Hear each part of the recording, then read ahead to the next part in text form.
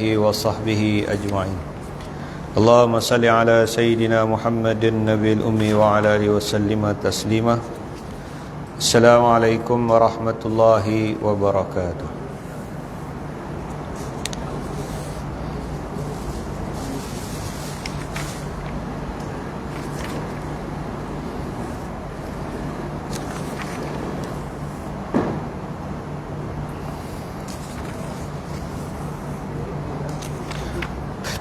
Jadi alhamdulillah, tuan-tuan yang dirahmati oleh Allah Subhanahu wa taala. Kita sambung semula pembacaan kitab Fadilah Ramadan.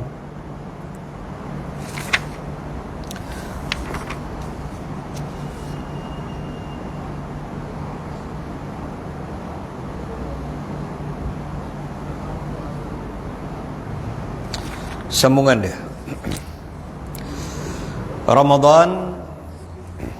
Ramadan telah dibahagikan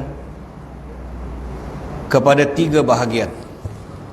Sebagaimana yang telah diterangkan sebelum ini, pada pendapat saya, pada pendapat pengarang kitab ini, perbezaan antara bahagian-bahagian rahmat, keampunan dan kelepasan daripada api neraka adalah kerana manusia juga terbagi kepada 3 golongan.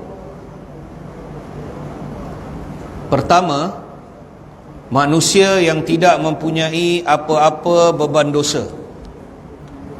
Bagi mereka, sejak awal Ramadan lagi, hujan rahmat dan nikmat mencurah-curah. Keduanya ialah pendosa-pendosa kecil. Bagi mereka, setelah berpuasa untuk beberapa lama, sebagai berkat dan balasan terhadap puasa itu, maka dosa-dosa mereka diampunkan dan dimaafkan. Ketiga ialah mereka yang mempunyai banyak dosa. Untuk mereka, setelah sebahagian besar puasa Ramadan berlalu, barulah mereka dilepaskan daripada api neraka Jahannam. Jadi bagi mereka yang mendapat rahmat sejak awal lagi, maka dosa-dosa mereka memang diampunkan. Tidak perlu ditanya lagi betapa hujan rahmat itu mencurah-curah kepada mereka. Wallahu a'lamu wa ilmuhu atammu. Dan Allah Subhanahu wa taala lah yang lebih mengetahui dan ilmunya lah yang lebih sempurna. Selepas itu, baginda Rasulullah sallallahu alaihi wasallam telah menarik perhatian kita semua kepada satu perkara lagi, iaitu supaya majikan-majikan meringankan tugas pekerja-pekerja mereka di dalam bulan ini, kerana pekerja-pekerja itu juga sedang berpuasa. Jika kerja sememangnya banyak, maka apakah salahnya untuk menambahkan lagi 1-2 pekerja sementara untuk bulan Ramadan? Ini adalah kerana pekerja-pekerja itu sedang berpuasa. Sekiranya mereka, yakni pekerja-pekerja itu, tidak berpuasa, maka bulan Ramadan atau bukan bulan Ramadan adalah sama sahaja bagi mereka. Apa gunanya kita memperkatakan tentang kesalahan dan keadaan pekerja yang tidak mengenal malu ini, sedangkan terdapat majikan sendiri yang tidak berpuasa dan tanpa segan silu mengupah pula pekerja-pekerja yang berpuasa. Apabila pekerjanya terlewat dalam menunaikan arahannya kerana sedang berpuasa atau menunaikan salat, dia akan meradang sungguh. Wa saya'lamul ladzina zalamu ayyamun qalbin yanqalibun. Firman Allah Subhanahu wa taala dalam surah Asy-Syu'ara, a'udzu billahi minasyaitonir rajim, wa saya'lamul ladzina zalamu ayyamun qalbin yanqalibun. Dan ingatlah, orang-orang yang melakukan sebarang kezaliman akan mengetahui kelak ke tempat mana mereka akan kembali. Maksudnya ialah kembalinya mereka ke neraka Jahannam. Surah Asy-Syu'ara 227. Selepas itu, Nabi SAW telah memerintahkan kita untuk memperbanyakkan 4 perkara di dalam bulan Ramadan. Selepas itu, Nabi sallallahu alaihi wasallam telah memerintahkan kita untuk memperbanyakkan 4 perkara di dalam bulan Ramadan. Pertamanya ialah ucapan kalimah syahadah. Telah dinyatakan dalam beberapa hadis bahawa kalimah ini adalah zikir yang paling utama, afdalu zikri. Dalam kitab Mishqat terdapat hadis yang diriwayatkan oleh Sayyidina Abu Sa'id Al-Khudri radhiyallahu an. Kata Sayyidina Abu Sa'id Al-Khudri radhiyallahu an bahawa pada suatu ketika Nabi Musa alaihi salam telah memohon daripada Allah Subhanahu wa taala, "Ya Allah, beritahulah kepadaku satu doa yang dengannya aku dapat mengingatimu dan berdoa kepadamu." Maka Allah Subhanahu wa taala telah memerintahkan Musa untuk mengucapkan kalimah la ilaha illallah.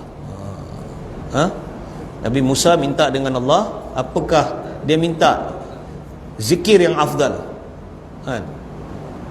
Satu zikir yang paling utama. Musa alaihissalam minta, "Ya Allah, berilah kepadaku satu zikir, ajarkan kepadaku satu zikir yang paling utama, supaya aku dapat mengingatimu dan aku dapat berdoa denganmu." Maka Allah Subhanahu wa taala telah memerintahkan, "Wahai Musa, ucapkanlah la ilaha illallah." Musa alaihissalam berkata, kalimah itu telah diucapkan oleh semua hamba-Mu. Daku ingin satu doa atau satu zikir yang khusus bagi diriku. Lalu Allah Subhanahu wa taala berfirman, "Ya Musa, wahai Musa, jika 7 petala langit dan segala penduduk-penduduknya di langit, yakni sekalian para malaikat, kecuali aku, dan 7 lapisan atau 7 petala bumi ini diletakkan di sebelah neraca timbangan, dan di sebelah lagi diletakkan kalimah la ilaha illallah, maka timbangan kalimah la ilaha illallah akan lebih berat." Dinyatakan dalam suatu hadis bahawa apabila seseorang menyebut kalimah la ilaha illallah itu dengan ikhlas, maka pintu-pintu langit akan segera terbuka untuknya dan ia akan sampai ke Arash tanpa ada apa-apa bentuk halangan pun, dengan syarat penyebut kalimah itu menjauhkan dirinya daripada semua dosa-dosa besar. Demikianlah sunnatullah, sesuatu yang menjadi keperluan umum akan diberikan dengan banyaknya. Hakikatnya ini akan jelas apabila kita merenung sejenak keadaan dunia ini. Mana-mana benda pun, sebanyak mana diperlukan, sebanyak itulah yang akan disediakan. Contohnya air. Air adalah suatu keperluan umum. Allah Subhanahu wa taala dengan rahmatnya yang tidak bertepi telah menyediakan air itu mengikut keperluan umum. Demikianlah juga kalimah tayyibah, iaitu kalimah la ilaha illallah, yang mana ia merupakan zikir yang paling utama, afdalu zikri. Jadi kalau orang tanya apakah zikir yang paling utama, afdalu zikri fa'lam annahu la ilaha illallah. Semua nabi-nabi dalam kitab sirah, daripada awal penciptaan langit sampai kiamat, sampai Nabi sallallahu alaihi wasallam, Allah Subhanahu wa taala mengutus 124,000 anbiya, 124,000 para nabi. Daripada 124,000 para nabi ini, yang Allah sebut dalam Quran 25 para rasul, 124,000 anbiya. Daripada Adam alaihissalam sampailah Nabi sallallahu alaihi wasallam. Ada nabi-nabi yang Allah utus untuk satu kampung, ada untuk satu daerah, ada untuk suatu balad, satu negeri, ada untuk satu jajahan yang besar. Jadi daripada zaman Adam AS sampailah Nabi 124,000 anbiya. Daripada 124,000 anbiya ni, 25 para rasul ni yang Allah sebut dalam Quran. Dan semua nabi-nabi yang diutus membawa kalimah afdalu zikri ni, bawa kalimah la ilaha illallah. Semua nabi-nabi. Musa AS pun bawa la ilaha illallah. Sampai kepada Isa, Nabi Allah Isa AS, Isa pun bawa la ilaha illallah. Sampai kepada Nabi SAW lepas 500 tahun. Jarak antara Nabi Isa dengan Nabi SAW, jarak dia lebih kurang 500 tahun. Jadi Nabi SAW diutus pun bawa kalimah la ilaha illallah. Cuma yang berbeza adalah kalimah risalah. Dia panggil kalimah tauhid, la ilaha illallah. Muhammadur Rasulullah itu adalah kalimah risalah. La ilaha illallah tu kalimah tauhid, Muhammadur Rasulullah kalimah risalah. Risalah maksudnya persyariatan. Maknanya bila Nabi zaman tu diutus, mesti ikut Nabi tu. Tak boleh ikut Nabi, tak boleh ikut Nabi lain. Maknanya kalau Nabi itu telah diutus, syariat Nabi sebelum tu telah terbatal. Bila Nabi sallallahu alaihi wasallam diutus, nabi-nabi yang syariat nabi-nabi sebelum tu dah tak boleh dipakai, diguna pakai. Tetapi zaman dia tu diiktiraf oleh Allah Subhanahu Wa Taala. Macam zaman Nabi sallallahu alaihi wasallam, satu ketika Sayyidina Umar ni bila dia masuk Islam, dia satu orang yang suka baca. Dia suka baca. Dan Sayyidina Umar dia banyak ramai kawan. Dia bersahabat banyak dengan Yahudi. Banyak Yahudi yang kenal Sayyidina Umar ni. Jadi Sayyidina Umar dia suka duduk campur dengan Yahudi. Dalam dia bergaul dengan Yahudi, satu ketika Yahudi telah memberi lembaran tulisan kitab-kitab Taurat. Yahudi tulis Taurat ni. Sebab apa? Orang Yahudi dia tak terima Isa bin Maryam. Dia tak terima Nabi Allah Isa. Dia punya Nabi Musa. Orang Yahudi ni, Bani Israel Yahudi, dia punya Nabi Musa. Bila Nabi Isa AS diutus, dia tidak iktiraf Isa bin Maryam. Dia tak terima. Jadi dia telah menulis kitab Taurat dalam bahasa Arab. Orang Yahudi dia tulis kitab Taurat, tapi dia beri tulisan tu dalam bahasa Arab. Maka dia telah beri beberapa keping lembaran kitab Taurat yang ditulis dalam bahasa Arab. Dia bagi kat Sayyidina Umar. Macam Sayyidina Umar dengan dia ni melakukan perbincangan lah. Dia ilmiah, berbincang-bincang. Bukan Sayyidina Umar murtad, tapi Sayyidina Umar berbincang dengan Yahudi, ahli kitab. Jadi bila Sayyidina Umar bawa lembaran tu, Sayyidina Umar bawa depan Nabi SAW. Maka Sayyidina Umar telah kata, ya Rasulullah, aku nak baca depan tuan. Saya nak baca depan tuan. Saya telah dapat beberapa lembaran kitab Taurat yang ditulis oleh satu orang Yahudi dalam bahasa Arab. Jadi Sayyidina Umar baca kitab Taurat tu. Nabi tak marah. Nabi tak marah Sayyidina Umar, tapi muka Nabi bertukar jadi Nabi marah, tapi Nabi tak marah dengan percakapan. Nabi tahan marah tu sampai muka Nabi yang putih tu jadi merah. Maka Abu Bakar radhiyallahu pada ketika tu telah beritahu dengan Umar radhiyallahu. Dia kata, wahai Umar, dah berhenti. Dia kata, wahai Umar, tidakkah engkau lihat wajah Nabi sallallahu alaihi wasallam? Kau tak nampak ke? Sebab Sayyidina Umar bila dia baca, dia tak baca macam ni, dia baca. Jadi dia baca, dia tak nampak lah. Abu Bakar radhiyallahu anhu, Abu Bakar dah nampak Nabi nya muka apa? Tak suka. Maka Abu Bakar kata, ya wahai Umar, tidakkah kau lihat wajah Nabi sallallahu alaihi wasallam? Nabi tidak suka dengan perbuatan kau ni. Maka Nabi kata, ya Ibnul Khattab. Kemudian Nabi tegur Sayyidina Umar. Nabi kata, ya Ibnul Khattab, wahai anak kepada Khattab, dengar sini baik-baik, kata Nabi. Nabi dah marah. Nabi kata, wahai Umar, kau dengar sini baik-baik. Kalau Musa alaihi salam datang sekarang, Nabi kata, kalau sekarang ni aku hidup ni, kalau Musa alaihi salam datang sekarang,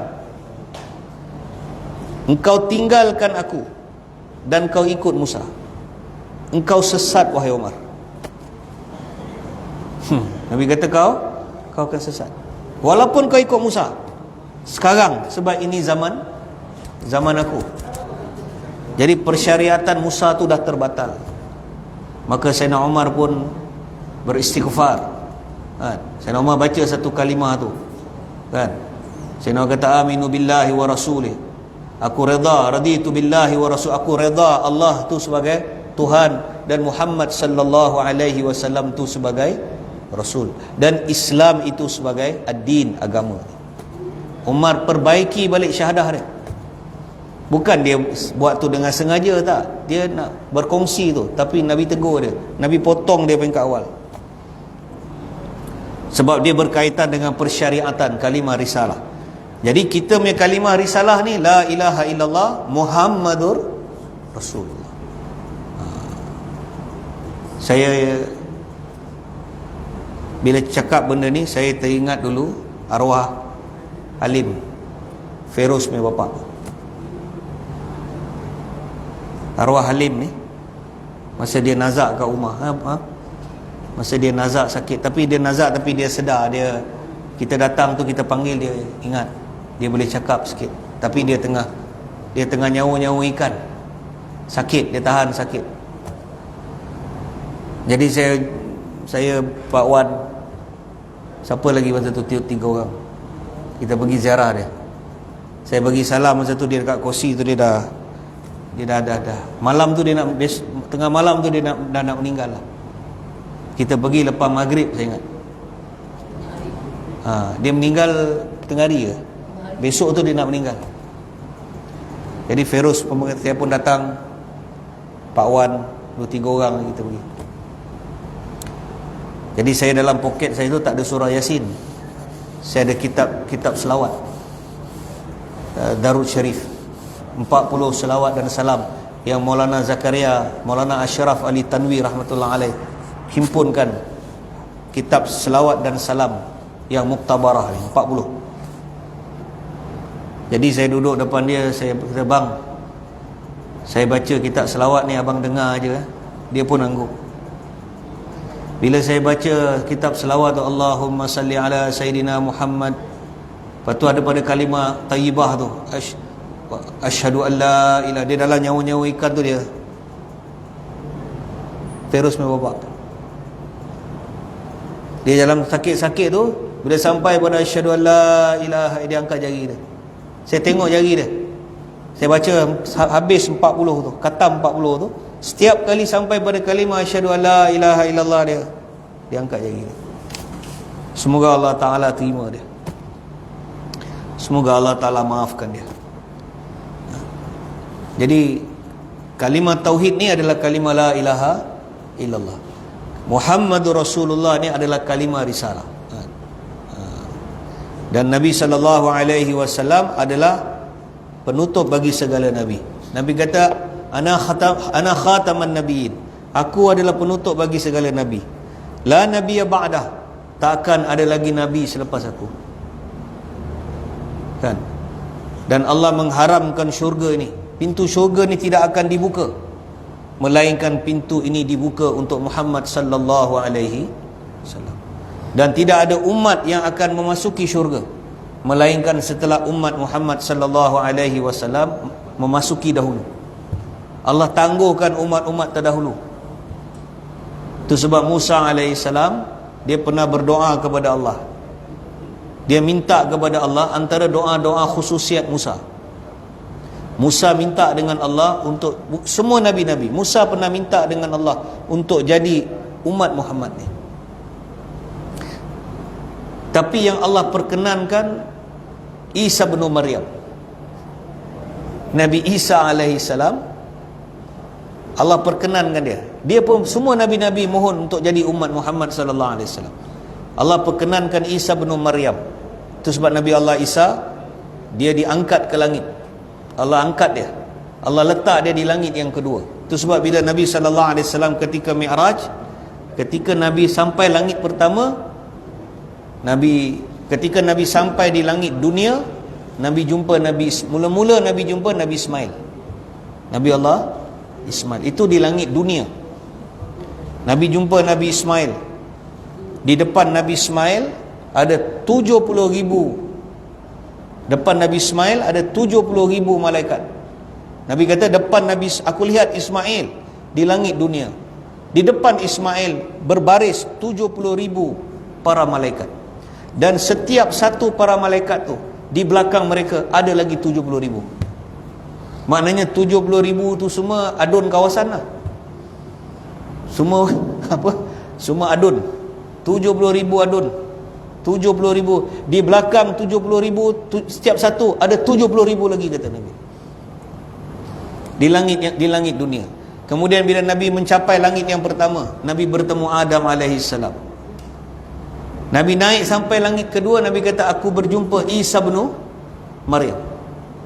Bersama dengan Isa bin Maryam adalah Nabi Allah Zakaria. Dua orang. Nabi tengok Nabi Isa alaihissalam. Jadi bila Nabi tengok Nabi Isa, sepanjang Nabi hidup, Nabi tak pernah tengok Nabi Isa. Sebab jarak masa 500 tahun. Nabi tak pernah tengok Nabi Isa, Nabi tak pernah tengok Nabi Musa, Nabi tak pernah tengok Nabi Adam AS. Itulah hari, satu-satu hari Allah bagi Nabi lihat mereka secara live. Mereka hidup. Nabi kata apabila aku lihat wajah Isa bin Maryam, sahabat kata ya Rasulullah, macam mana rupa Isa bin Maryam ni? Nabi kata Nabi Allah Isa bin Maryam, kalau kau nak tahu muka dia macam mana, engkau tengok muka Urwah ibni Mas'ud, kata Nabi. Ada satu sahabat nama dia Urwah ibni Mas'ud. Nabi kata tengok muka Urwah. Urwah ni 90% macam Isa bin Maryam. Begitu juga bila sahabat kata ya Rasulullah, bila Jibril baca Quran, Jibril baca Quran pada Nabi sallallahu alaihi wasallam, dalam semua para sahabat Nabi kata yang paling mirip bacaan Quran dia, suara dia, cara dia baca sebiji macam Jibril, Ubay bin Ka'ab. Ada satu sahabat nama dia Ubay bin Ka'ab. Ubay bin Ka'ab lah orang yang mula-mula Sayyidina Umar ketika jadi khalifah, dia putus dia jadi Faisalah. Dia putus Ubay bin Ka'ab untuk jadi imam tarawih yang pertama ketika Sayyidina Umar. Jadi Sayyidina Umar lah yang telah himpunkan semua orang Islam dengan satu imam ketika semayang tarawih. Semayang tarawih, semayang sunat tarawih, satu imam. Jadi Sayyidina Umar telah himpunkan semua orang. Itulah Sayyidina Umar lah yang telah himpunkan semua orang pakai satu imam. Umar telah putus Ubay bin Ka'ab. Sayyidina Ubay bin Ka'ab ni dia hidup masa zaman Sayyidina Umar, dia hidup lagi. Sayyidina Umar kata engkau jadi imam. Jadi dia hafal Quran dan bacaan Quran dia mirip Sayyidina Jibril alaihissalam. Jadi balik kepada riwayat ini, semua Nabi-Nabi ini dia bawa kalimah la ilaha illallah. Cuma kalimah risalah dia yang berbeza. Jadi dalam keterangan ini ada 4 amalan yang kita kena banyakkan. Yang pertama, perbanyakkan kalimah la ilaha illallah. Yang kedua, perbanyakkan istighfar. Banyakkan istighfar. Jadi sambil kita baca kalimah la ilaha illallah Muhammadur Rasulullah astaghfirullah wa atubu ilaih, sambil kita duduk tu la ilaha illallah Muhammadur Rasulullah astaghfirullah wa atubu ilaih. Jadi sepanjang Ramadan ni, antara sepanjang siang dan sepanjang malam Ramadan, ada waktu-waktu mustajab. Itu kena jaga kita punya cakap ni kan. Jadi kita puasa, bila kita puasa kita lapar. Bila kita lapar, kita cepat marah. Hungry is angry. You know, hungry is angry. Bila kita lapar, kita cepat marah. Kita ada hawa, kita ada bahang dalam perut kita ni. Dalam panas. Luar pun sekarang tengah panas. Jadi kita puasa, lidah kita kering. Kalau kita gosok gigi pagi, macam mana kita gosok pun, masuk lepas zuhur, putih lidah kita. Putih. Itu sebab Imam Syafi'i rahmatullah alaih, dia mengeluarkan fatwa, dia mengeluarkan pandangan dia, makruh lepas gelincir matahari miswak. Makruh lah. Sebab nak dapatkan, kerana kelebihan puasa mulut bau orang yang berpuasa. Maknanya mustajab doa orang yang puasa ni. Jadi hati-hati, sebab sepanjang siang dan sepanjang petang Ramadan, dia ada waktu-waktu kabuliat. Jadi takut-takut kalau kita tersalah marah, kita tersalah cakap, kita cakap benda yang tak baik, waktu tu waktu kabuliat penerimaan doa, takut Allah Ta'ala terima doa tu. Jadi hati-hatilah.